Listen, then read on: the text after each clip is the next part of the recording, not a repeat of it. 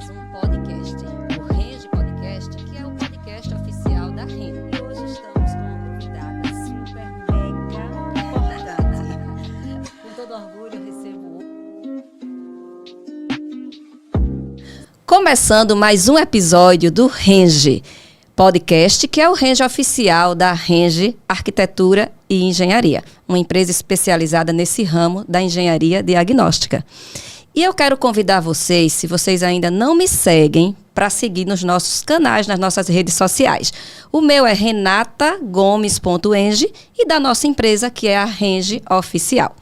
E hoje a gente está aqui com um convidado, no qual a gente vai falar sobre um assunto que é muito pertinente, seja para vocês, síndicos, gestores condominiais, até você que é proprietário de algum imóvel, seja esse imóvel comercial, residencial. A gente hoje vai abordar sobre a importância da inspeção predial. Só que hoje a gente vai trazer alguns casos reais, algumas curiosidades que com certeza vai ser bem interessante para vocês. Então eu te convido e fica com a gente aqui até o final. Então, como eu falei, está aqui com a gente hoje Irajá Araújo, ele que é diretor, né, ele é CEO da BAN Engenharia.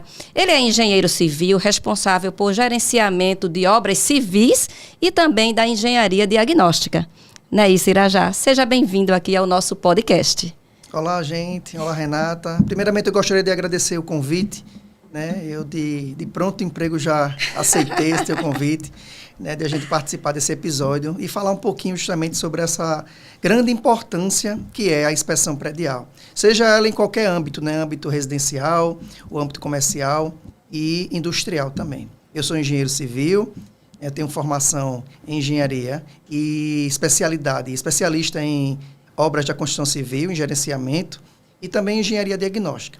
Então, elas se complementam, né? A engenharia diagnóstica se complementa com a construção civil, porque uma inspeção bem feita, automaticamente vai ter uma obra bem feita, e uma obra bem feita já com a engenharia, ela não vai dar problema futuro. Né? Então, a gente atua nesse segmento, é um segmento que eu sou apaixonado, né?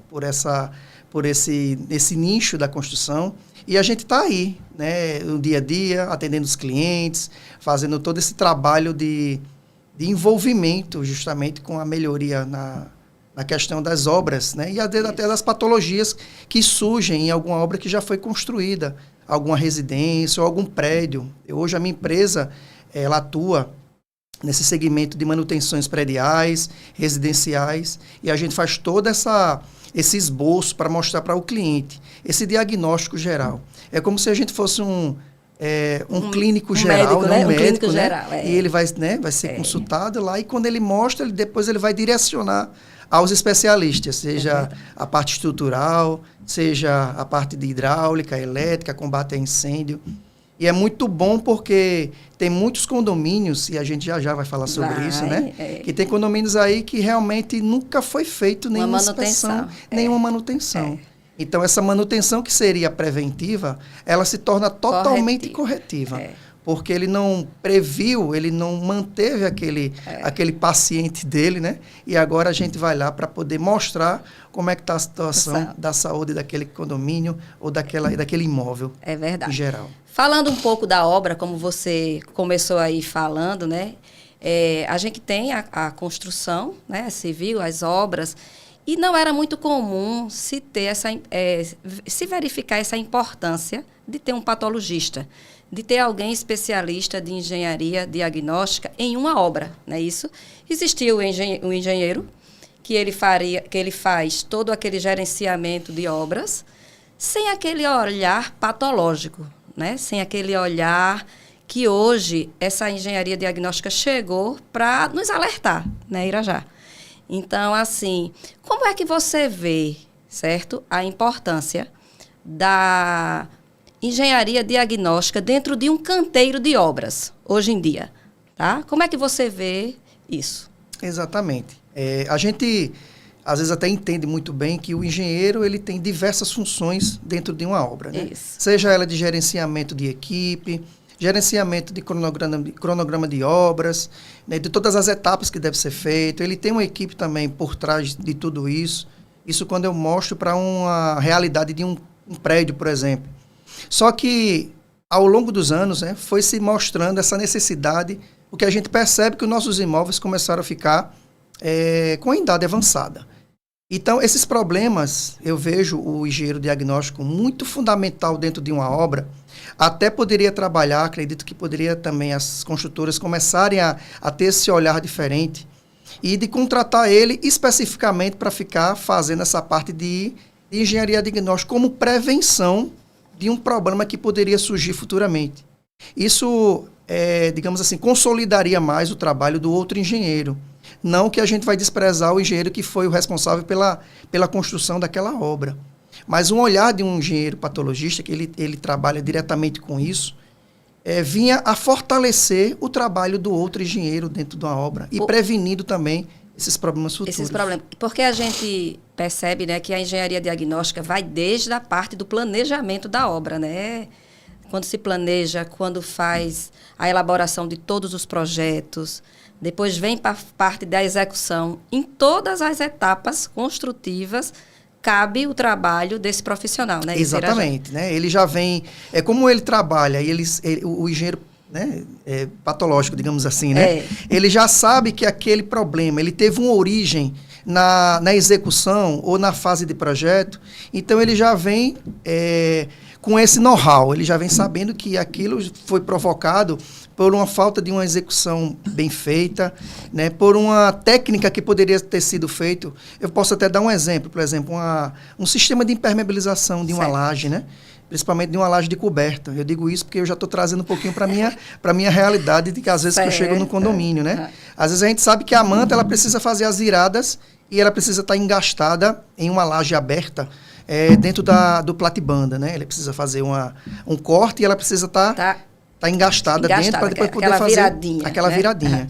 Né? E precisa também fazer a meia cana entre o piso e a parede. Isso. Então, tem coisas que não foi feito desde a época da construção. E quando esse sistema entrou em problemas, né, começou a ter infiltrações, principalmente nos andares inferiores, a gente percebe que isso foi um erro de execução. Ou, às vezes, até um erro de planejamento, como você falou, de projeto, que lá deveria contemplar a meia cana, lá deveria contemplar o engaste de colocar a manta dentro do platibanda, e não estava. Então, o profissional veio, executou, porque ele quer executar, mas ele não teve um projeto, ele não teve um planejamento. Era isso que eu queria trazer, essa importância do projeto de impermeabilizações, que muitas construtoras ainda não têm essa cultura de se ter o projeto de impermeabilização. Simplesmente, o engenheiro da obra executa a impermeabilização sem antes fazer esse projeto, não é? Exatamente. E como é importante ter um profissional especialista nesse sistema para fazer todo o projeto e todos os processos que são necessários para a execução desse sistema, né? Projeto, a gente já pode dizer que é fundamental para tudo, né? Porque no projeto, ele vai estar lhe orientando, ele vai estar lhe direcionando tecnicamente o que deve ser feito. Esse projeto, ele foi feito com base em todas as dificuldades que normalmente naquela execução existe. Então, ele previu todos os problemas, ou ele pelo menos minimiza todos os problemas que devem surgir naquele sistema, como, por exemplo, esse da impermeabilização, né? Então, a cultura das construtoras, elas não fazem esse projeto de impermeabilização. Ainda é digamos assim, um campo que dá para se trabalhar bastante, por falta mesmo de profissionais e por falta também de cultura, de solicitação desse tipo de projeto. A gente vê projeto arquitetônico, projeto estrutural, os complementares, mas a gente não vê o projeto de impermeabilização sendo executado, né, e sendo planejado, porque isso requer muito trabalho, e esse trabalho de projeto, ele evita muito problema futuro. É verdade. Então, se a gente pode pelo menos minimizar esses problemas, porque não, peraí, foi erro de projeto, não, foi erro de execução. Não, o projeto está lá, mas a pessoa executou diferente do projeto. Então, a gente já sabe onde é o gargalo do problema. Então, ajuda até o engenheiro patologista a tentar identificar onde foi a falha. Porque hoje, quando a gente vai para uma inspeção, principalmente no sistema de impermeabilização, ele é uma caixinha de surpresa, né? A gente coloca o luminol, né? A gente coloca o Yamalux lá, né? E a gente coloca os testes de estanqueidade. E, às vezes, ele não dá exato porque a gente não sabe, de fato, onde foi a falha. Então, a gente precisa estar sempre investigando. E se a gente percebe que a falha foi por exemplo, na execução do projeto de impermeabilização, então a gente já vai com um ponto a mais para a gente tentar identificar. Não, isso aqui foi porque ele não fez a virada, é porque ele não colocou a quantidade de altura correta que deveria ter sido feita. Então, a gente já vai com embasamento. Então, eu vejo como essa parte de projeto de impermeabilização, falando nesse assunto, de uma fundamental importância para o sistema de impermeabilização em todos os sentidos. Seja ele em uma laje, seja ele em um deck de uma piscina, seja ele onde for. Né? Com certeza. Agora vamos para as edificações prontas. Vamos sim. Vamos sair da obra e vamos para os edifícios prontos, né? Isso, os já entregues. Os já entregues. Irajá, como é que você vê a importância de se fazer uma inspeção predial? Para que essa edificação, que já foi entregue há um determinado tempo, ela tenha um melhor desempenho, ela tenha maior segurança, né, para os usuários e também até para as manutenções. Como é que você enxerga a importância desse plano de manutenção para essas edificações? Eu vejo como uma fundamental importância. Inclusive, aqui em Maceió, a gente tem uma lei, né, a 6145, que versa, uma lei municipal, que versa sobre a obrigatoriedade dos imóveis de eles fazerem a inspeção predial, seja ele comercial, industrial, residencial.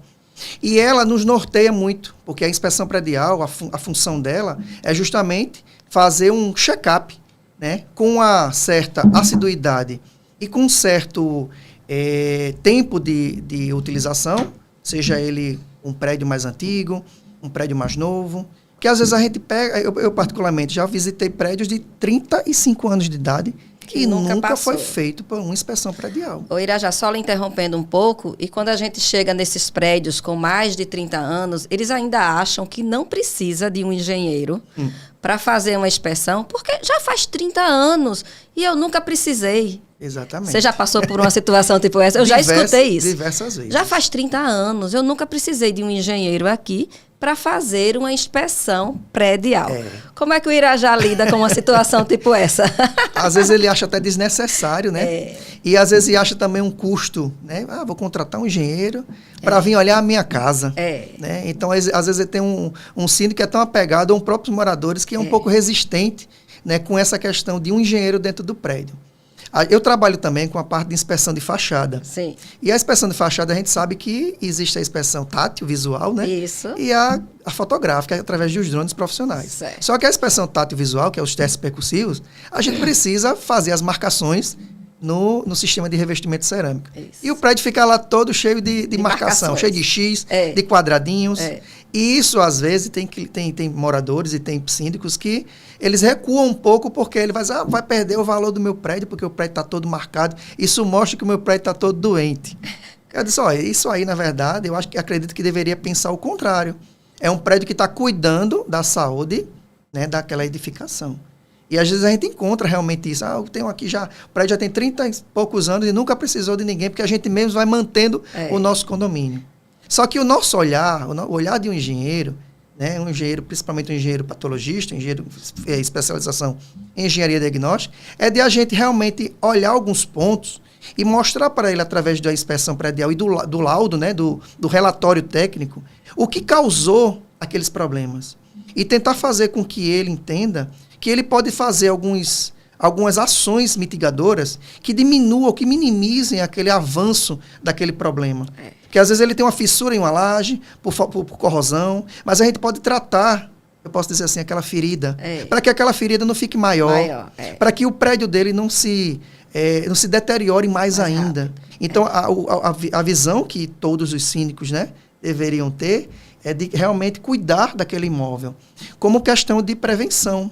Já que ele passou 30 anos e ele cuidou, mas ele não cuidou, digamos assim, tão bem, ou ele achou que cuidou bem, e quando a gente chega lá, que mostra para ele um laudo, ele fez, nossa, tem tudo isso aqui no meu condomínio, isso aí eu não sabia. E às vezes a gente chega, tá tudo arrumadinho, né? Tá tudo limpinho, tudo arrumadinho, e quando a gente vai fazer a inspeção, a gente se depara. Né? Inclusive, eu fui em um prédio que ele pegou e revestiu todos os pilares, né? Os pilares lá do pilotista, estava tudo revestidozinho. Com cerâmica 10x10. E eu comecei a fazer a inspeção, né, tátil visual, e comecei a fazer a percussão nos revestimentos. E tudo estava oco, o som cavo. E eu comecei a indicar para ele a necessidade de tirar pelo menos um feixe para identificar como é que estava atrás. E quando eu tirei o feixe lá de revestimento, o pilar estava todo com várias fissuras e várias trincas. E quando a gente precisou investigar um pouco mais a fundo, a gente viu que a corrosão estava nos pilares. Diga aí. Principalmente no cisalhamento e no menteal. Ele encobriu, né? Ele encobriu, né? Às vezes pelo... um profissional que chega lá, um pedreiro, né? E diz, não, vamos fechar aqui. A gente passa uma massinha e fecha. Então, ele estava encobrindo uma doença que estava dentro da estrutura dele. E é uma das coisas mais sérias, né? Mais sérias, a gente a não parte pode brincar com né? o sistema estrutural, né, Irajá? Exatamente. Então, assim, às vezes o pessoal faz achando que está correto, ou às vezes para minimizar, mas realmente a importância da inspeção predial é de fundamental norteador para realmente mostrar a situação real de um condomínio. Você como engenheiro, tá? Até pegando essa parte que você faz, todo esse gerenciamento de obras civis em condomínios, tá? Quando você vai fazer uma inspeção, quais são os aspectos que você leva mais em consideração na hora que você está fazendo essa inspeção? Bom, eu costumo fazer uma anamnese inicial, né? Pergunto questão de idade de prédio. Eu peço também algumas informações ao síndico, por exemplo, de intervenções que ele foi feito naquele condomínio. Peço também, tento pegar também alguns projetos. A gente sabe que às vezes prédio muito antigo não tem projeto, né? Então, ou tem projeto, mas às vezes é manual e a gente, né, às vezes ele perdeu, extraviou. Então, eu primeiro faço esse trabalho de anamnese, né? Para tentar entender um pouco da realidade. E depois eu começo realmente a fazer as visitações. E eu divido por subsistemas, né? Eu começo a fazer sistema elétrico, sistema de SPDA. Normalmente eu gosto de começar por cima, pela coberta, tá, pelo SPDA, e vou descendo até o subsolo e depois finalizo com guarita e calçada. Então eu gosto de fazer assim essa sequência, até para poder facilitar também o meu trabalho de emissão do laudo e do relatório, né? E tentar também entender toda a realidade de cada sistema. Então, eu faço sistema SPDA, depois eu venho fazendo sistema de impermeabilização de coberta, casa de máquinas, barrilete, depois eu parto para a questão dos halls. Aí nos halls dá para dar digamos assim, uma ampliada no sistema. Dá para ver o elétrico, o hidráulico e o combate a incêndio, para poder aproveitar e maximizar o meu tempo também de visitação. E depois eu venho descendo para... sinalização, né? Sinalização das escadas, né? A parte acessibilidade, corrimões, né? Iluminação natural, iluminação artificial, janelas, que entra na parte de esquadrias e vedações. E aí a gente vai descendo, chega lá no pilotis, a gente começa a olhar também estrutura. E depois eu faço fachada e finalizo com pilotis, subsolo e calçada e guarita. E aí a gente monta tudo isso. Eu gosto de dizer que o trabalho de visitação, ele não trabalha de fazer em um dia ou 2 dias, né? Não. A gente cria um cronograma e a gente tem que executar esse trabalho de visitação. Isso. E esse trabalho de visitação a gente tenta catalogar o máximo possível de informação para não ter retrabalho, né?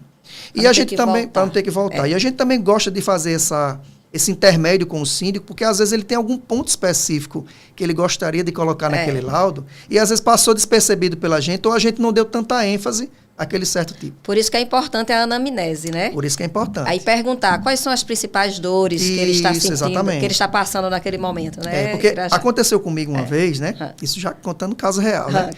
De eu ir para uma inspeção predial, só que ela não queria inspeção predial. Já pensou? Ela queria inspeção estrutural. Tá. E aí eu fui lá, fiz o meu trabalho, fiz a apresentação dela na hora lá da assembleia, para a concorrência, né? Para mostrar o preço, tudo direitinho, expliquei tudo certinho. Só que na cabeça daquela cliente, era uma inspeção estrutural. Eita. Ela não tinha passado isso para você? Não tinha passado. De forma clara? De forma clara, exatamente. Entendi. E para mim, ela me passou do que era para fazer, olhar isso, olhar aquilo, e eu realmente fiz tudo, conforme como manda o figurino. Né? E aí eu fiz coberto, segui a sequência. Ao final, né, da versão, que eu gosto de fazer 3 versões. A versão inicial do laudo, mando para ela para dar uma olhada. A segunda versão com as correções e a final. Na primeira versão, ela já fez logo. Oxi, não era isso que eu queria. Eu disse, não entendi. Não diga isso. Depois de 1 mês de trabalho, ela, não, porque eu quero que você olhe o pilar e tal, não sei o quê, a casa do morador tal. E para entrar no apartamento tal, para olhar o pilar dentro.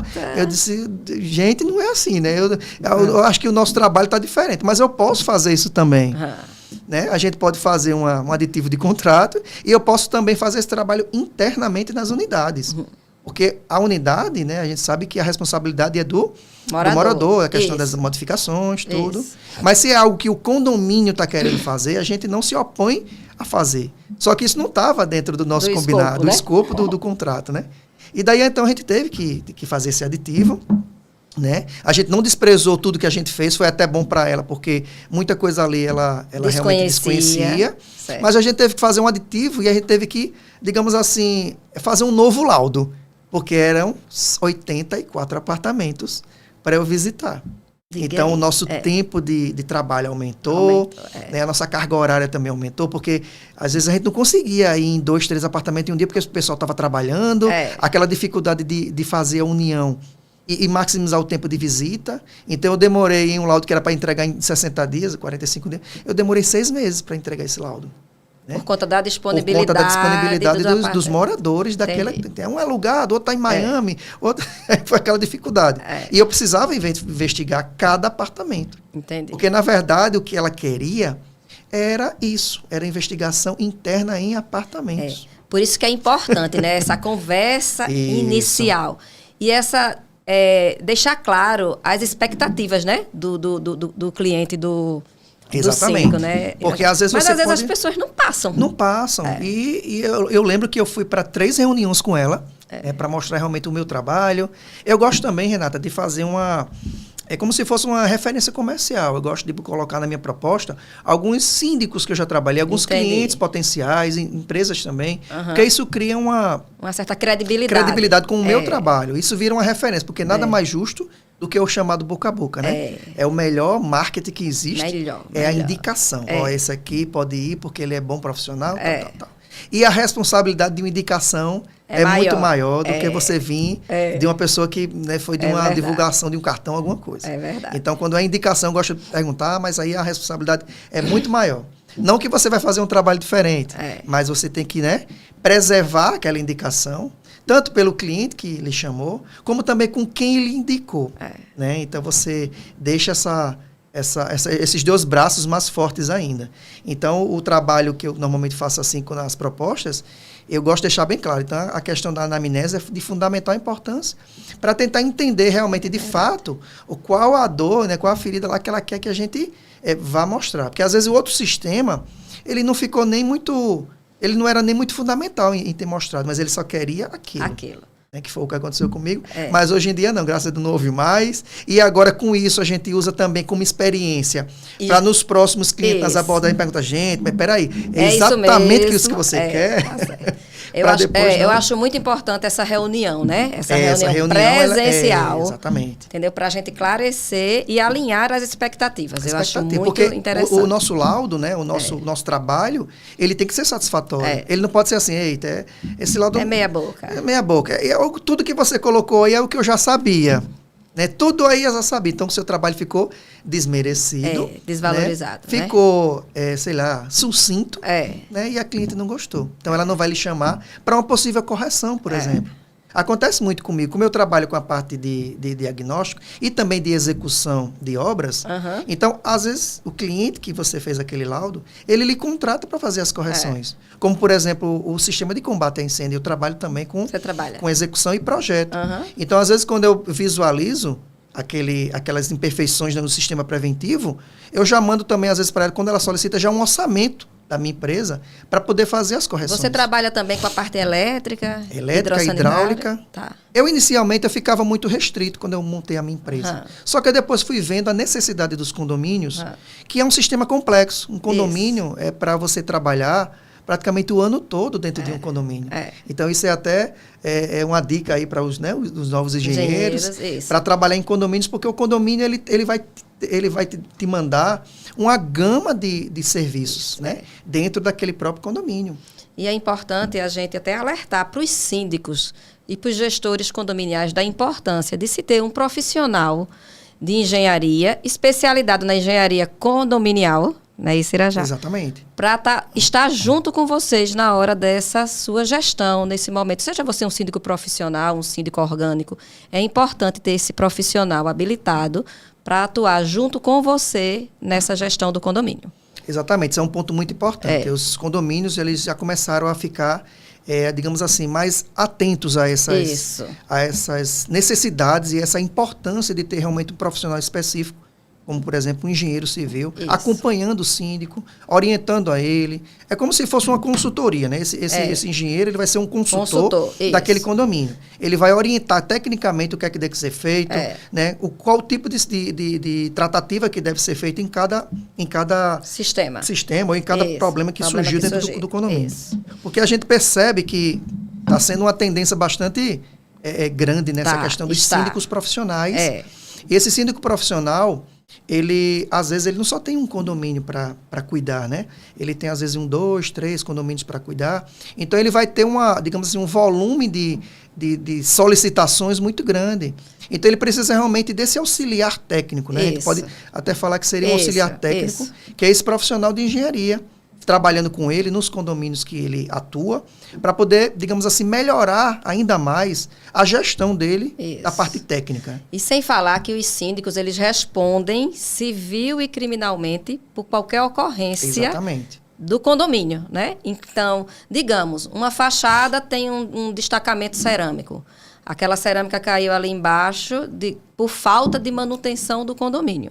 Então, vai que essa cerâmica atinge alguém, né? Causa algum dano no condomínio. Quem é o responsável por isso?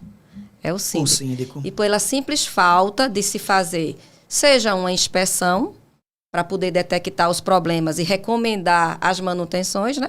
Ou, a partir do momento que se faz a inspeção e elabora um plano de manutenção, de se fazer as manutenções preventivas. Exatamente. É isso? Então, assim, esse ponto que você tocou até aconteceu comigo, né? Eu estava com uma síndica profissional. Eu também tenho alguns clientes que são síndicos profissionais que me ligam e eu vou lá fazer os orçamentos para ela, né? Às vezes dou uma dica também técnica de como deve ser proceder naquele tipo de problema que ela está me relatando. E ela estava fazendo uma obra, né? E essa obra ela não estava registrada. Né? A gente sabe que acontece isso, infelizmente. E era uma obra de fachada, né? Então eu disse... Fulana, né? Ou sua obra está registrada? Ela, não está registrada. O que foi que houve? Caiu, ela estava trocando caixas de ar-condicionado, aquelas caixas modelo... Antigo, não é aquele de concreto, né? Que não é split, né? E aí ela estava trocando essas caixas e o profissional que estava executando isso não estava de capacete, né? Todo amador, né? Ele pode até ser um bom profissional, mas ele estava trabalhando autônomo. O condomínio não tinha feito registro, não tinha ART. Olha para isso. Estava todo irregular. O plano de reforma estava longe. Longe de ser apresentado. E um pedacinho de concreto, quando ele foi colocar a caixa, caiu do 16º andar. E pegou justamente no para-brisa de um carro que estava passando na hora pelo pilotis.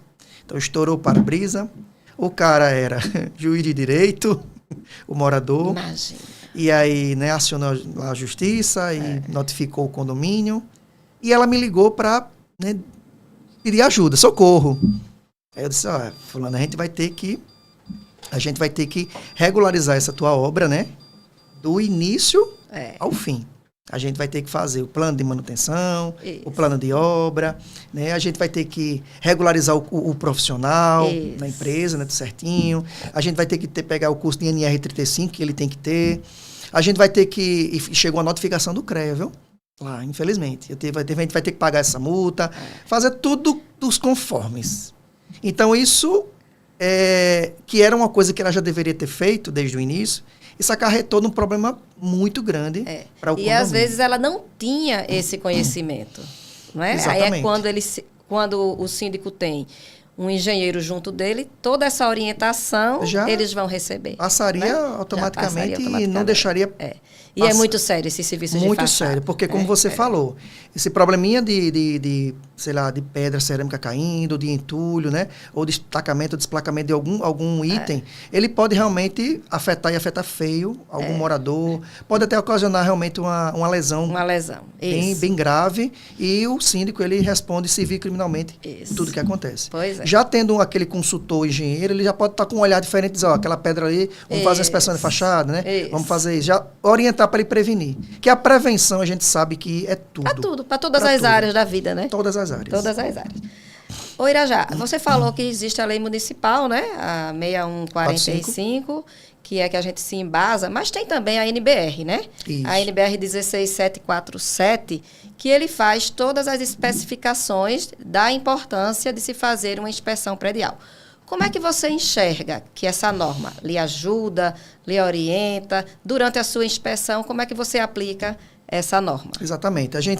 Quando a gente vai elaborar o laudo, né, a gente se embasa em diversas normas técnicas, né? Uma da norma técnica, e a lei, ela nos facilita porque a gente utiliza ela, se bem que a gente os prédios e condomínios por aí, eles deveriam se ater um pouco mais a essa lei, que ela é de 2002, ela já tem, né? 2012, ela já tem 11 anos que ela está no mercado, mas infelizmente ela ainda não é muito, digamos assim, o pessoal ainda não pegou ela mesmo com gosto assim, não, eu tenho que fazer, né? Isso a gente sabe que tem diversos fatores, né? Às vezes até a saúde financeira do condomínio não é, né, para realmente executar um serviço, ela precisa fazer uma taxa extra, a gente sabe que tem essas dificuldades. Mas as normas, principalmente a NBR de inspeção, ela me facilita muito e ela me norteia bastante, porque lá está dizendo todos os prazos que deve ser feito, todos os sistemas do passo a passo. Né? Então, quem quiser até iniciar nesse segmento de inspeção predial, essa NBR, ela lhe norteia de um jeito que você, poxa, aqui não tem o que fazer. É a receita total do bolo, né? É todos os sistemas que deve ser verificado, como deve ser feita a execução, até os documentos que você precisa solicitar do condomínio e anexar, está tudo lá. Né? Se bem que a gente sabe que, né, cria lá o quadro de Guth, né, a matriz, a gente sabe que tem as falhas e os sistemas, mas ela norteia demais. Então, ela vem só para facilitar essa norma e ela deixa realmente o condomínio, né, com o embasamento teórico de tudo que tem que ser feito. É como se a gente chegar e dizer assim, olha, você está precisando, né, ir para o ortopedista, está precisando ir para o cardiologista, e a pessoa tem aquela consciência que precisa ir, e às vezes até não vai, né, vai deixando. Mas lá está todo o escopo do que tem que ser feito. Uma das diretrizes que eu uso para ter esse projeto do podcast é para disseminar esse conhecimento, né? Como a gente falou aí, que muitos síndicos ainda não veem a importância nem de ter um engenheiro como assessor, nem de se fazer a inspeção predial. Então, esse nosso projeto aqui do podcast, eu sempre convido pessoas ligadas a essa área. É para isso, Irajá, é para conscientizar aos síndicos, aos próprios moradores dos apartamentos, ou se tem algum imóvel, seja ele comercial, seja até dono de uma casa horizontal, né? Esses condomínios horizontais, da importância de se fazer essa inspeção, né? Porque uma boa inspeção, a pessoa vai ter o check-up da realidade da sua edificação e, através dessa sua realidade, fazer as medidas necessárias de manutenções, seja ela corretiva, a princípio, e depois as preventivas, para ter uma edificação mais saudável, né? Isso, que tem um desempenho melhor, sem falar que vai aumentar a vida útil dessa edificação e o valor, né, Irajá? Exatamente. Do imóvel.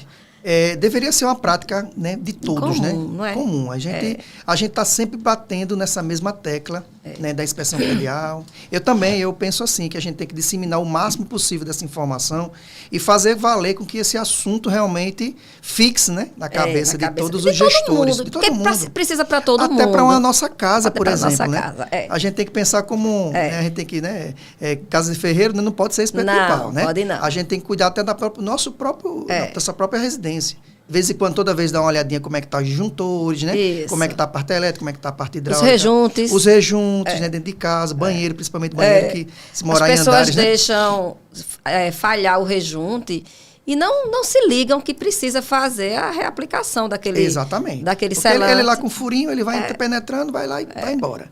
Então, essa ideia da disseminação da informação da inspeção predial, da importância, ela tem que ser realmente muito ampliada, ela tem que ser ligada aí ao som de 4 cantos, né? E a gente está sempre trabalhando também. Eu participo também, às vezes, de de algumas lives, e eu justamente gosto de tocar muito nesse assunto da prevenção, da inspeção predial, para evitar justamente os acidentes, evitar problemas, danos ao patrimônio, né, que vai depreciando aquele desvalorização, imóvel. né? Desvalorização, porque a gente chega lá num prédio, por exemplo, né, e vê lá o prédio todo velho, né? Às vezes até o apartamento da gente tá todo bonitinho, tá todo reformadinho, e por fora, mas quando você vai lá para fora, você vê que o condomínio não tá com aquele zelo, porque a gente sabe que o nosso imóvel não só é da porta para dentro, ele também, quando se vai vender, quando se vai negociar, ele também é da porta para fora.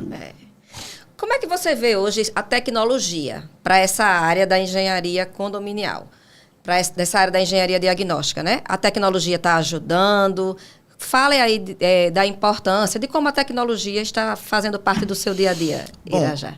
Para mim está sendo de valor imensurável, né? A questão da tecnologia e alguns métodos que a gente utiliza. Tem alguns que realmente são manuais, são mais antigos, e a gente não pode deixar, eu sou dessa linha, né? Que o antigo também a gente não pode deixar, a gente utiliza também, não pode desprezar. Ele tem o seu fundamental importância, né? Só que veio alguns equipamentos tecnológicos que agrega mais ainda a sua informação. É verdade. Né? Ela deixa o seu diagnóstico muito mais preciso ou menos com pontos de erros. Como, por exemplo, uma câmera térmica, né? Um drone termal, um drone para visualização de fachada. Eu, normalmente, quando eu faço esse trabalho de inspeção predial com a fachada, eu utilizo o fachadista, descendo no balancinho, com certificado, fazendo todo o trabalho tátil. Mas tem alguns pontos de detalhe de prédio que ele não consegue ter acesso.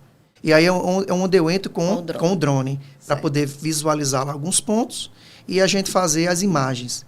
Logicamente que o drone não vai lá, né, bater na pedrinha lá para a gente ver, mas a gente... através das imagens a gente já começa consegue a ter uma noção, né? Uma noção tem o drone termal também, que às vezes eu faço essa utilização dele, que ele também nos mostra muita informação, principalmente na questão de falhas do sistema de revestimento cerâmico, e também na questão das falhas com impermeabilizações.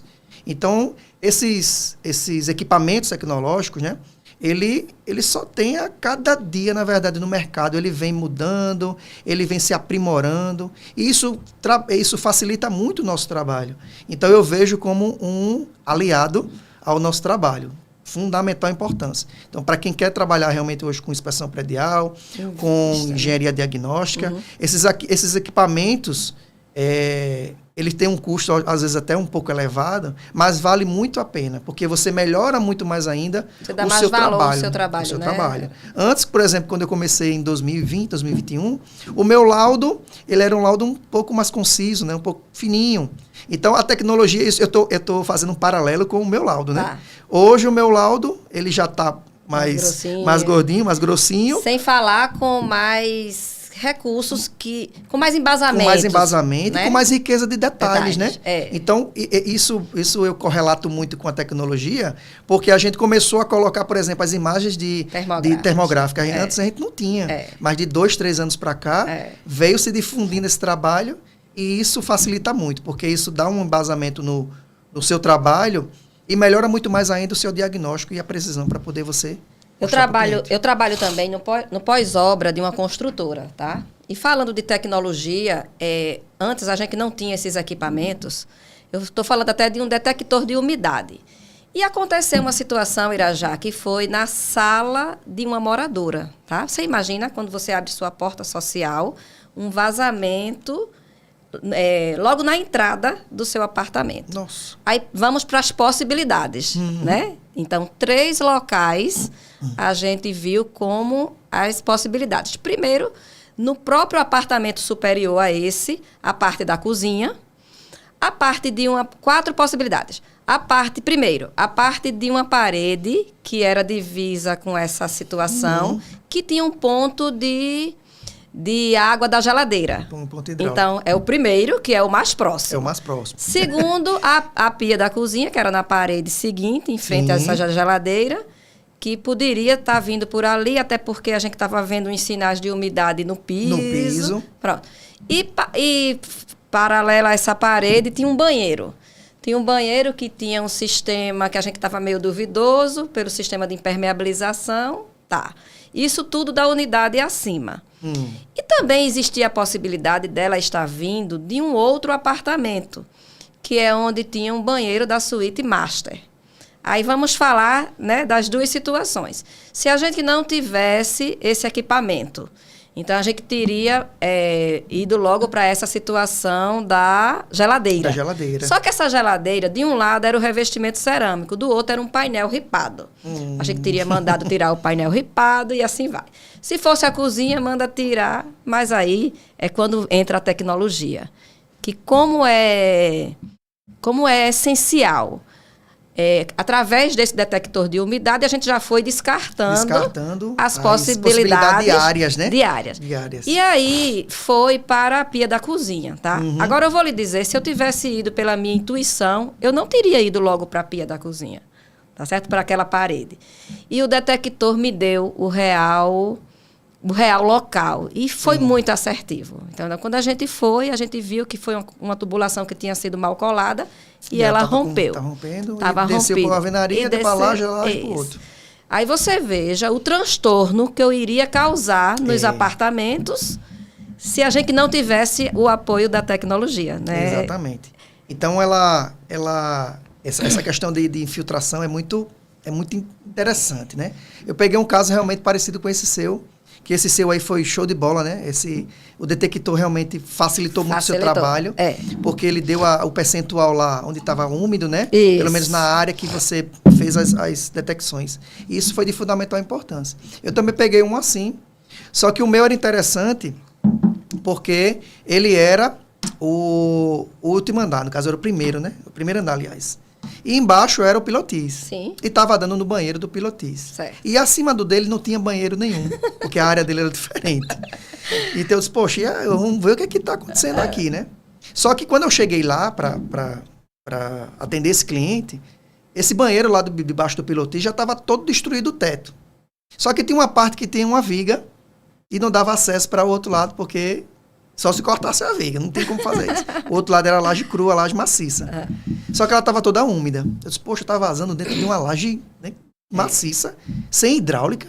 Será que concretaram a hidráulica dentro da laje maciça? E lá vai eu para investigar, né? E foi quando eu utilizei também o detector de umidade e usei também uma câmera boroscópica para poder ver se estava pingando alguma coisa por baixo pelo forro, que eu não tinha acesso com a mão. E utilizei também o caça-vazamento, né? A sondazinha. A sonda, infelizmente, não conseguiu, porque era uma fissura que estava só pingando. Ela não estava dando jatinho, Sim. Ela estava só pingando. Sei. Bem explorado. Ela era bem aquele negocinho que estava lá há mais de 6 meses. Eita. Só que chegou o momento de ela realmente a laje não aguentar e vazar. E foi com um detector de umidade também que a gente conseguiu identificar onde era o ponto exato. Porque em cima era o banheiro, só que no banheiro tinha a pia, tinha o vaso e tinha o chuveiro e o ralo. Então, a gente tinha que destruir praticamente o banheiro do morador todinho para poder identificar. Foi quando a gente colocou o detector e realmente deu no registro do chuveiro. Diga aí. Era no T. Aham. No Tzinho, estava pingando. Estava pingando. E bem pouquinho. Era bem pouquinho, mas estava. Foi bem parecido com esse seu aí. Só que com o detector, ele também estava dando semelhante na parte de lado. E eu disse, pô, será que estava perto do vaso? Será que é na duchinha do vaso? Aí eu disse, não, então vamos logo descartar possibilidades, vamos logo no registro. E era no registro. Ai, que bênção. Aí resolvemos o registro. É muito bom, viu? Então o destrutivo foi muito pequeno para a gente poder resolver. Já aconteceu casos nossos, antes da gente ter esses equipamentos, da gente quebrar uma determinada área e não ser a lei. Diga aí. Acontece. Você tirar revestimento. Acontece. Você quebrar e quando vai olhar, não é a lei. Vê o transtorno para o cliente e veja o prejuízo financeiro para a empresa. Né, para a empresa. Né, ou para quem causou, se por exemplo for o apartamento de cima, né, que causou no apartamento de baixo. Isso. Então, infelizmente, a tecnologia ela só veio para nos ajudar. Ela pode também, às vezes, em algum momento, não ser tão, né, não conseguir não, mas ela lhe auxiliou bastante para você tentar conseguir o seu diagnóstico final. É verdade. Né? Vamos falar um pouquinho de manutenções. A gente sabe que existem vários tipos de manutenções, né? A manutenção corretiva, a manutenção preventiva, a preditiva, né? Aí eu queria que o Irajá falasse um pouco, nesses condomínios que você anda, você está vendo que que os síndicos, né, eles estão fazendo as manutenções preventivas. Como é que anda as manutenções nos condomínios? Bom, a gente está percebendo que o cliente está nos solicitando muito para poder fazer as corretivas, né? Está solicitando, quando a gente chegar lá, a gente identificou que aquela manutenção ela está sendo corretiva porque ela não houve uma manutenção preventiva. Tem alguns síndicos, né, e alguns gestores de algum local que realmente ele tem aquela mentalidade de cuidar daquele condomínio. Não posso também generalizar que são todos que não cuidam. Tá. Mas às vezes ele tem um impasse, seja ele do próprio corpo diretivo do condomínio, seja, né, aquela questão do conselho, né? Que é um pouco mais, né, mais conservador. Outro já tem uma indicação de amigos. Então, às vezes, ele às vezes quer até executar um trabalho bem feito, mas não depende só dele, depende de outras pessoas também em decidirem. E às vezes até um assunto também que tem que levar para a assembleia para decidir. Então, ele tem às vezes muitos entraves. Mas o que eu estou percebendo muito é que está faltando, infelizmente, muita manutenção preventiva nos condomínios. Então, os condomínios estão ficando velhos, estão aparecendo diversos problemas. Eu estou sendo solicitado muito para fazer correções, né, de serviços que foram, às vezes, até mal feitos, ou mal executados, ou deixaram de fazer. Isso acarretou em uma danificação daquele tipo de sistema. E tem também alguns sistemas que, digamos assim, o condomínio, ele não, eu posso não fazer nada, mas esse aqui eu cuido. Que, por exemplo, é o sistema de combate a incêndio, né? É incêndio e elevador. Incêndio e elevador. Que é o que eles fazem, né, Irajá? Esses aí eu posso dizer que sempre vai estar em dia, né? Porque é o que leva as pessoas para cima e para baixo, né? E o que tem que ter pelo menos os extintores, a sirene lá funcionando. Então, esses normalmente tá em dia. Às vezes está atrasada a questão do AVCB, que eu gosto até de deixar um grande alerta aqui para os condomínios, de realmente começar a pensar em renovar todos os AVCBs, que é o alvará de vistoria de corpo de bombeiro, né? Que normalmente, para funcionar, ele tem que ter o alvará. Pode até acontecer um problema de incêndio, mas se ele não tiver o alvará, ele vai ser multado, né? Ele, infelizmente, até questão do seguro também. Se o seguro, o seguro para poder pagar algum tipo de sinistro, ele vai solicitar o AVCB. Se você tiver com o seu AVCB atrasado ou não tiver ele, às vezes o condomínio nem tem, você não vai receber aquela indenização que você solicitou. Então, a importância digamos assim, do carro andar todo perfeitinho, né? O carro não pode estar falhando nada. Então, o condomínio, ele tem que estar todo certinho. Uma coisa também que eu percebo muito é a questão do SPDA. Eu estou tendo muita solicitação de manutenção em SPDA. É verdade. O pessoal coloca lá, a construtora foi lá, instalou tudo bonitinho, equalizou ele, fez o aterramento, deixou todo funcionando. Daqui a um ano, a sinalizador está queimado. Daqui a 2 anos, os cabos de sustentação já estão tudo enferrujado. E o condomínio vai passando e vai deixando, né? Às vezes, até pelo acesso desse tipo de sistema, que é lá em cima, tem muita gente que não sobe para poder olhar como é que está essa situação. Qual é a recomendação de manutenção para esse sistema de SPDA? A manutenção de SPDA... Qual é a periodicidade? O prédio, a partir de 5 anos, ele tem que fazer anualmente. Tá. Anualmente, ele tem que fazer essa inspeção. Saber se o sinalizador está funcionando, se o sistema está com aterramento fixado, se os cabos de aço estão com os esticadores, né, enferrujados, o captoflanque, se ele estiver funcionando, tem que fazer o teste de continuidade, tem que ver a caixa de malha de aterramento e tem que ver se realmente o sistema está funcionando. Porque em um momento de pânico de um raio, alguma descarga atmosférica, aquele sistema tem que estar funcionando. Então, a periodicidade é todo ano, ele tem que ser feito. Depois do quinto ano. Aí você quer dizer que até o 5º ano é de responsabilidade da construtora manter esse sistema atualizado? Não necessariamente. Tá. Porque aquele sistema aí, como ele é um sistema elétrico, ele pode dar falha a partir do momento que a construtora entregou. No outro dia, ele já pode dar falha. Certo. A construtora entregou, perfeito, funcionando. Né? É como entregar uma lâmpada. A lâmpada está funcionando. Mas quando você der as costas, aquela lâmpada pode queimar. Falhar, Aí quer dizer que é culpa da construtora? Não. Aquilo também pode ser uma falha que deu de algum problema elétrico e você vai acionar a construtora para saber se ela dá garantia daquele sistema ou se é prevenção sua. Se ela disser, não, eu entreguei tudo funcionando e a partir de hoje o bebê é teu, né? Cuida do teu bebezinho. Cuida do teu, né? Cuida do teu. Então, você vai lá e cuida. Então, é porque quando a construtora entrega um empreendimento, ela dá 5 anos para vícios construtivos, né? Mas todos os sistemas, eles têm aquela periodicidade, né? Que a partir do primeiro ano, ele já vai saindo da garantia. Exatamente. Né? Então, ele vai saindo da garantia da construtora. Às vezes a pessoa, tem 5 anos em tudo, né? Não, também não é assim. Até um carro também, quando você vai, ele não tem 5 anos ou 3 anos em garantia em tudo. Ele tem em alguns tipos de E às serviços. vezes os moradores, os síndicos, eles pensam que eles têm 5 anos em tudo, né? Em tudo, exatamente. Tudo culpa a construtora. Tudo culpa a construtora, né? Mas nem sempre é assim. Você passa por isso, Irajá, quando entrega um serviço? Às vezes eu vou para alguns laudos que ainda em prédio em garantia, né? Aí seria já um laudo pericial. E é onde a gente tem que mostrar com bastante ênfase, né? O erro que foi daquele tipo de problema. Então, já seria não um laudo de inspeção, mas um laudo pericial. Eu vou para muito laudo pericial. E isso, a responsabilidade é muito maior. Só que eu gosto muito de usar a imparcialidade, Renata. Tá. Né? Eu sou um cara que foi contratado pelo condomínio, ou sei lá, pelo aquele cliente. E eu não vou, digamos assim, puxar. Se eu ver um problema, eu não vou dizer, não, vou puxar para o teu lado, nem vou puxar para o da construtora, porque eu conheço o cara é meu amigão. Não, eu sou imparcial. Eu gosto de ser imparcial com o trabalho da engenharia isso é profissionalismo. Civil. Isso é profissionalismo. Eu digo para ele, isso aqui não é culpa tua, não. Agora, isso aqui também não é culpa da construtora, não. Isso aqui foi culpa tua. Coloco no laudo, eu vou colocar que é culpa do condomínio por falta de manutenção ou por falta de alguma coisa que não teve nada a ver com a construtora. E aí eu tenho que entregar aquele laudo pericial.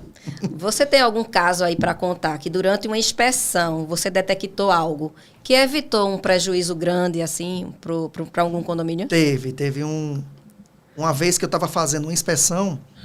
E eu precisei fazer uma inspeção de uma laje técnica. E essa laje técnica, ela estava com infiltração na casa de máquinas do elevador. E foi quando eu fiz a inspeção predial e quando eu normalmente, por ser realmente digamos assim, a responsabilidade de um engenheiro mecânico, né, de fazer inspeção de elevadores e maquinário, no meu laudo eu não entro a parte de elevadores. Certo? Eu peço as manutenções que foram feitas e coloco lá. Mas inspeção de elevador mesmo... Você não olha nem a parte civil, a parte do Eu olho a parte de alvenaria, nessa parte assim. Mas de maquinário, a gente realmente não olha, né? Porque é de responsabilidade e de competência de um engenheiro mecânico. Isso. Mas nada mais justo também de a gente fazer aquela visualização de como é que tá os dutos. E foi quando eu visualizei uma infiltração dentro de um duto. E essa infiltração, ela estava... Já foi numa época que estava chuvoso, foi em junho e julho desse ano que eu fiz essa inspeção. E ela já apresentava umas estalactites na laje embaixo. E nesse dia começou a pingar. Né? Essa estalactite, provavelmente essa infiltração é antiga, e nesse dia, como estava com chuva, estava pingando. E foi quando eu pedi para desligar o elevador, porque estava pingando justamente na catraca dele, e estava muito próximo das centrais das placas dele. Eita, queimar uma placa dessa. Queimar uma placa dessa é mais de 20 mil reais. Então, foi quando eu pedi para fazer o desligamento do elevador, né? E mandar cobrir também com a lona as placas. E já, de pronto, já passar o orçamento para ela da impermeabilização dessa laje técnica. Tem um condomínio aqui em Maceió. E ela, sem nem pestanejar, ela já fechou o serviço. Eu nem concluí o meu laudo, porque eu iniciei pela laje e o SPDA. Então, eu ainda estava em 5% do meu trabalho. E a gente já suspendeu a inspeção para poder fazer a recuperação dessa laje, essa correção dessa laje. Que eu adotei o sistema de retirada de manta, recuperação da laje e a recolocação de uma manta com a proteção mecânica. Só que foi um trabalho bem difícil, porque estava no período chuvoso. Então eu tive a responsabilidade. Não combina, né? Não combina. Impermeabilização e em chuva, pelo amor de Deus. Só que estava aquele tempo que ficava nublado, depois chovia, e a gente fez essa correção. Ela ficou muito feliz porque evitou realmente um problema sério. Já estava praticamente uma poça lá em cima do teto do elevador. E ela disse que algumas pessoas reclamaram que estavam pingando pela lâmpada do elevador. Né? E ninguém fez nada. Ficou, uma chuvinha pingou aqui. Logo o elevador. Diga aí. Foi quando eu vi que o elevador... Olha como é o olhar de um especialista. De um especialista, né? Eu pedi para o pessoal da empresa ir lá, botar ele no manual para poder descer, para poder entrar no duto. E era um duto bem alto, mas a iluminação estava... A estalactite estava lá. Eram 3 pontinhos de infiltração, pingava bem pouquinho realmente, mas já estava fazendo aquela poça. Então, a inspeção predial, ela evitou, né, como você perguntou, esse problema que seria um problema, digamos assim, seríssimo, porque elevador é maquinário eletrônico, no tempo chuvoso realmente é prejuízo total para o condomínio. Eita. Irajá, muito bom esse bate-papo aqui contigo. Mas antes da gente finalizar, eu queria falar um pouquinho do Irajá. O Irajá sempre sonhou em ser engenheiro, desde quando saiu do colégio, sempre quis ser engenheiro. Conta aí um pouquinho do Irajá. A minha história é um pouquinho antiga, né? Meu pai é engenheiro mecânico e ele sempre, quando era pequenininho, né, ele fazia uns desenhos técnicos. Ele prestava serviço para uma indústria lá em Recife, que eu sou natural de lá de Recife, Pernambuco. E ele prestava serviço para uma empresa, a Souza Cruz, que é de cigarro, né? E ele fazia parte lá, parte mecânica. E ele sempre gostou muito de desenho técnico, né? Ele fazia os desenhos técnicos. Fazia até as caricaturas, o rosto da gente, a minha mãe. E ele sempre queria que eu fosse engenheiro também, mecânico também. Mas aí eu não tive a oportunidade naquele momento, né, de fazer engenharia. Já trabalhei, né, vários anos na parte de vendas, na parte de comercial. Eu trabalhei para empresas de grandes nomes, como, por exemplo, aquele aplicativo EasyTax, eu que implantei ele aqui em Maceió. Já trabalhei para o iFood, em 2015, eu que implantei também aqui em Maceió. Até hoje funciona aí o iFood, mas eu que fazia todo esse intermédio, né?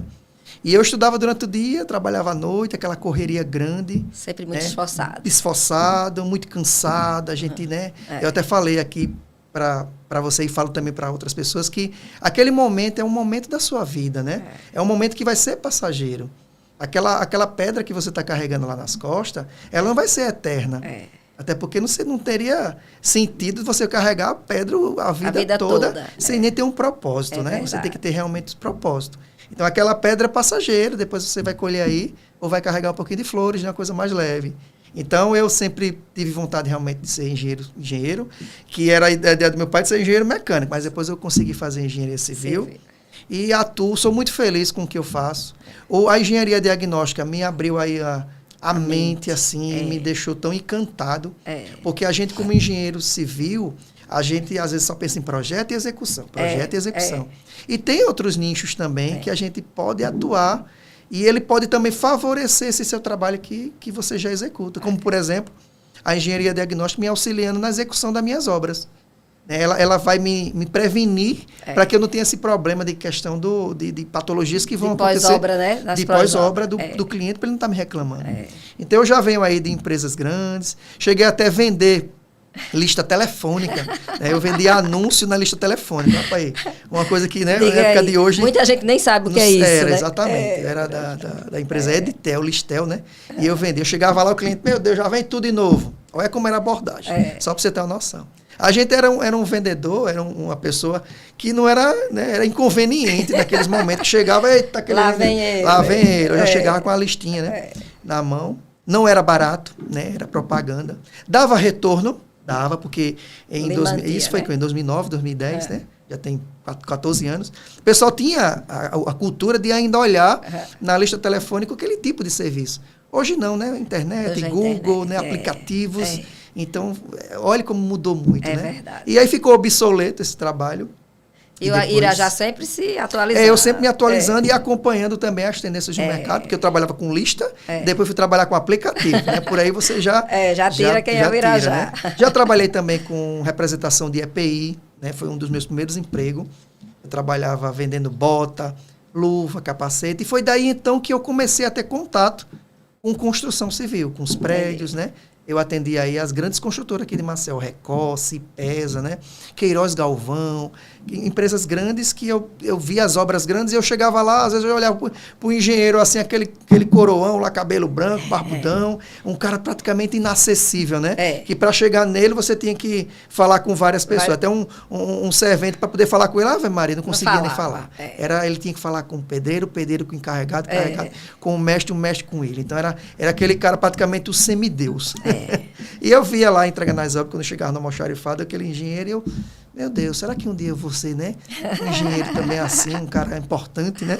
Uma pessoa que tem uma grande né, valiosidade aí na questão do intelecto e do trabalho que ele exerce. E a gente vai se espelhando nessas pessoas e ela sendo um ícone para você também realmente conquistar, né? Não é ter aquela inveja de querer, né, derrubar, não. É só... Mas é uma inveja que eu posso dizer, inveja branca, né? Inveja boa. Que você, não, eu quero também ser igual a ele. É verdade. Eu vou fazer de tudo para ser também igual a ele.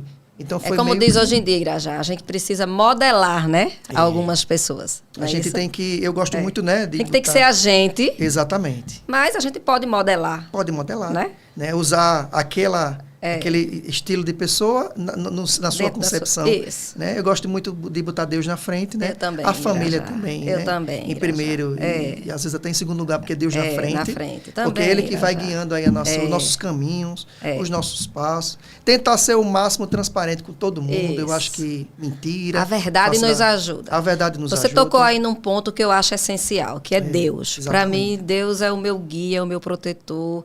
Ele está aqui. Antes de eu sentar aqui, eu invoco Deus, que eu digo que eu não sou nada se Deus não estiver aqui na minha frente. Exatamente. Com a mão dele estendida aqui, ó, sobre mim, me guiando, me orientando, me dando sabedoria para a gente viver, né, Irajá? E a gente sabe que a gente realmente não é nada sem Deus, né? Não. Porque Ele que está aí... Ele é o autor de tudo. Ele que nos colocou aqui no mundo. E Ele pode também depois querer tirar. Então, a gente por isso que a gente honra, né? A gente honra. A gente faz da melhor forma possível. Isso. Eu gosto de dizer assim, que eu sou uma pessoa de poucos amigos, mas os amigos que eu tenho são os amigos de fé. Né? De que você é uma pessoa que tem muito amigo e aquele amigo não lhe conta. Então, porque eu acho que no mundo ainda não está para fazer que os outros gostem de você 100%. Não vai ter, né? Infelizmente. Não. Mas a gente tenta, pelo menos, as pessoas que você convive, a gente tenta ser uma pessoa que é acolhedora, né? De responsabilidade, uma pessoa que respeita também o próximo. Eu sempre fui muito assim, de respeitar pai, mãe, né? Respeitar os amigos. Também. Né? Ser transparente com eles. Se puder ajudar, eu ajudo. Né? Mas também, se não me ajudar, eu não estou fazendo por algo em troca. Eu acho que tem que fazer o bem sem olhar quem. Eu vivo num mundo muito assim. Eu sou cristão, né? E eu vivo num mundo muito assim, de ajudar, né? Mas não esperando troca. Eu vou ajudar aqui porque lá na frente, se eu precisar, você está me devendo favor. As recompensas vêm sem a gente nem perceber. Vêm, às vezes não é nem dele. Né? É de outra pessoa. Que não teve nada a ver com aquilo ali. É por aí. É por aí. Eita, que bate-papo gostoso, Irajá. Eu acho que a gente fecha esse episódio aqui. Tem mais aqui um monte de assunto para falar, mas aí o tempo não nos deixa. Mas eu acho que a gente deixou aqui uma mensagem, né? É verdade. Uma mensagem para os síndicos, para os engenheiros que estão chegando. E a gente sabe que essa área da engenharia diagnóstica, né, envolve engenheiros, arquitetos, não é isso? Sim. A gente pode trazer com a gente todos esses profissionais que tenham interesse. Então, chegando aqui ao final, eu quero deixar para você fazer suas considerações finais. Bom, primeiramente agradecer, né, esse espaço, né, esse momento de poder também falar um pouquinho da minha vida, né, de como eu cheguei até aqui, do que a gente ainda tem a conquistar, logicamente, e também da profissão de engenharia civil e do que a gente atua. Né? A gente sabe que hoje a gente não trabalha só, né? Não tem como você fazer tudo sozinho. Você tocou no ponto da questão, né, das parcerias e dos profissionais também que a gente envolve naquele nosso trabalho. Né? A gente sabe que não tem como a gente fazer uma execução de algo se não precisar de alguém. Então, é isso que eu deixo muito, a questão da parceria. A gente, lá na minha empresa, a Ban Engenharia, né? Ela trabalha muito com parcerias, trabalha com arquitetos, com engenheiro mecânico, com engenheiro elétrico, né? Com os pedreiros também, serventes, todo mundo, para poder fazer aquele trabalho. E eu fico muito feliz em poder falar, principalmente desse assunto que a gente tem que bater nessa tecla todo instante que a gente tiver, que é a inspeção predial, é a manutenção em condomínios, em residências, em indústrias, em comércio. Até a elaboração do plano. Eu bato muito na importância de se ter um plano de manutenção. Porque o plano de manutenção é o guia. É o guia, exatamente. Tá? Através dele, você vai conseguir manter em dia. A receita está ali. Tá ali. Falta você colocar em prática. Só que vai ter uma receita com prazo, né? Até 3 meses você tem que resolver isso aqui. Aí fica no seu critério. Então, você corra aí para poder resolver. Não é isso? E a gente fica muito feliz também poder estar falando sempre desse assunto, né? Que esses momentos se repitam mais com outros profissionais também, né? Que venham para cá, que esse assunto seja mais difundido também, às vezes até nas faculdades, nos cursos de engenharia civil, esses novos profissionais que estão aí adentrando no mercado, às vezes fica um pouco desnorteado em que área ele vai trabalhar. Então, a gente está à disposição, eu fico à disposição também, a minha empresa também, certo? Para poder fazer esse trabalho. Fale das suas redes sociais, onde é que lhe encontra, onde é que as pessoas que querem encontrar Irajá, onde é que encontra? No Facebook e no Instagram, o meu Instagram é Irajá Engenheiro, né? ENG_Irajá Araújo. E o da minha empresa é ban.engenharia. Muito bom. A gente vai estar à disposição para tirar qualquer dúvida, né? Fazer algum tipo de parceria também. Isso. O nosso trabalho está aqui. A gente fica muito feliz e à disposição de todos. Muito obrigada. Que bom, Irajá. Muito obrigada, tá, por estar aqui conosco no Range Podcast. Foi uma contribuição muito boa, muito significativa aqui para o nosso podcast. Muito obrigada por estar aqui. E muito obrigada a vocês que estão nos assistindo. Eu quero te convidar, se você ainda não nos segue, começa a nos seguir a partir de agora no nosso canal. Toda semana a gente lança um episódio novo com convidados especiais, assim como o Irajá. E você com certeza vai ter cada vez mais conhecimento desse assunto. Muito obrigada e até o próximo episódio.